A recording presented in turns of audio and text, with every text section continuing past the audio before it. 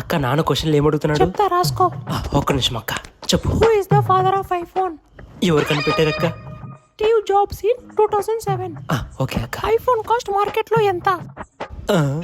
ఎంత అక్క? ఫస్ట్ లో 40,000, ఇప్పుడు 2 లక్షలు. తర్వాత అక్క? ఐఫోన్ కొనికపోతే యూత్ ఏం చేస్తున్నారు? ఏం చేస్తున్నారు అక్క?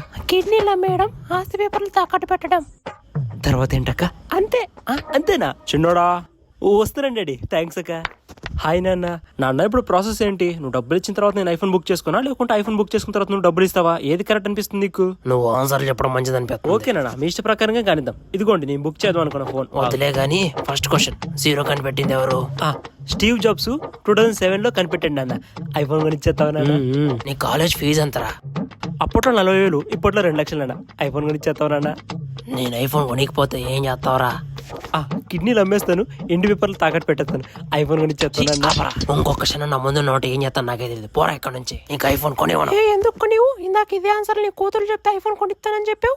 అది కాదే, దాన్ని అడిగిన క్వశ్చన్లు వేరు, వీడిని అడిగిన క్వశ్చన్లు వేరు. ఆన్సర్లు కరెక్టే, నువ్వు అడిగిన క్వశ్చన్లే రాంగ్. ఎక్కడ తగులు కూడా రే తల్లి కొడుకులు ఇద్దరు నాకు. మీ వల్ల ఉన్న ఆస్తి కూడా అమ్ముకోసి వస్తుంది. రే నా కిడ్నీ అమ్మన్న కొంటాను, నువ్వు పోరా ఇక్కడ నుంచి.